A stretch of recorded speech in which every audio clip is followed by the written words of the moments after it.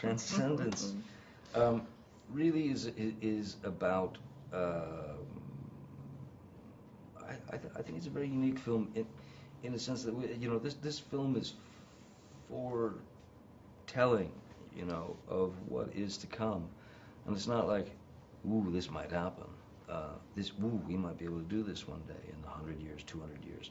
No, this is technology that it will be in use, and is in use to some degree today, but will be in full use in 30 to 40 years. I mean, this is our future. It's nothing we're not going to be able to get away from it.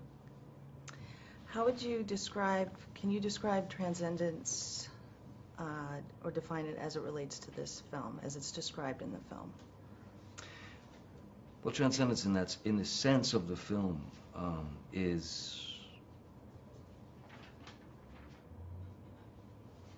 the idea of eternal life, isn't it? Almost. And it's right in that area. The ability to upload a human being's consciousness with emotion, with, a sentient being. And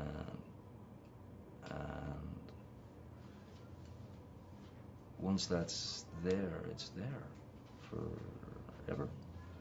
Until what? You erase it? Does that become a crime at that point? Or you unplug it? Does that become a crime at that point? I mean, there's so many possibilities, there's so many things. But that's the great thing about this film. This film is not just it's not just a sci-fi kind of thing. This is real, very real. And that I think will resonate with the audience. I think it should resonate with the masses, because we should know what's coming. Yeah, I mean, transcendence, the singularity, essentially achieving eternal life, in whatever form. Who is Dr. Will Castor?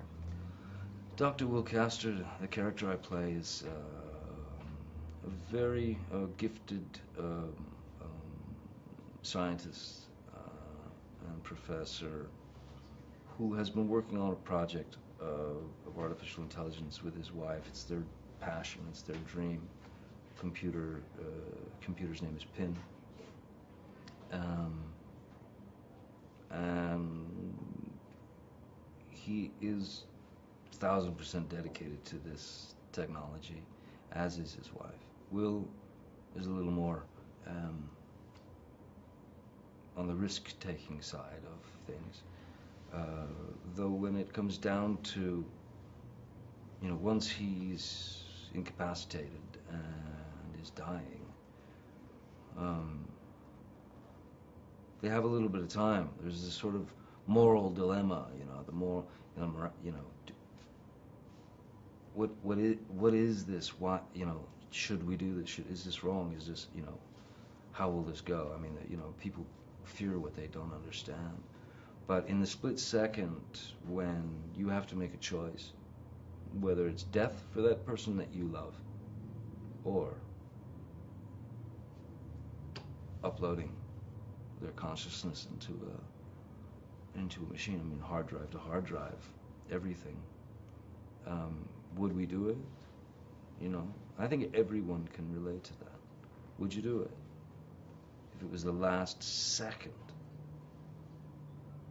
with that person you loved. You never see him again, never hear him again, never talk to him again. If you had the opportunity to plug him in, we'd all do it. I think we'd all do it. I think you're right. This has a great cast of actors, and you have Wally Pfister, who, is a legend in himself. How was that, working with all of these people? Stepping into this film, first of all, Wally and I had developed a relationship going based on the screenplay. We had developed a tight bond, throwing ideas back and forth to one another and taking it and trying to make it a bigger beast, if you will, and to throw a few more little questions in there, that I think we should all ponder. which people will get when they see the film. But Wally was 1,000% passionate and committed to not just making this a sci-fi film and with some great visual, tricks and whatnot. I think Wally's taking a film that that deals with technology and the possibilities thereof, what we've got available and what's coming, but done it on a very human level. I mean, he was brilliant, allowing for the breaths and the moments for the characters, which is humanity, which, that breath, that thought process, things don't just come like that in movies or in life. In movies they do. But he allowed for that humanity, that breath to set up once Will is in the computer. Wally came on set and knew exactly what he wanted to do, exactly the shots he needed. He was top notch. I mean, just above and beyond.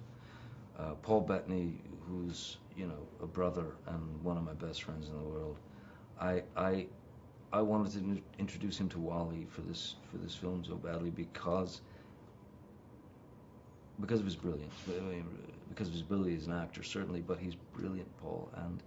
And Rebecca was a gift because she came in and she blew us all away. She was infinitely more smart than any of us. But that collaboration, turned into something quite magic.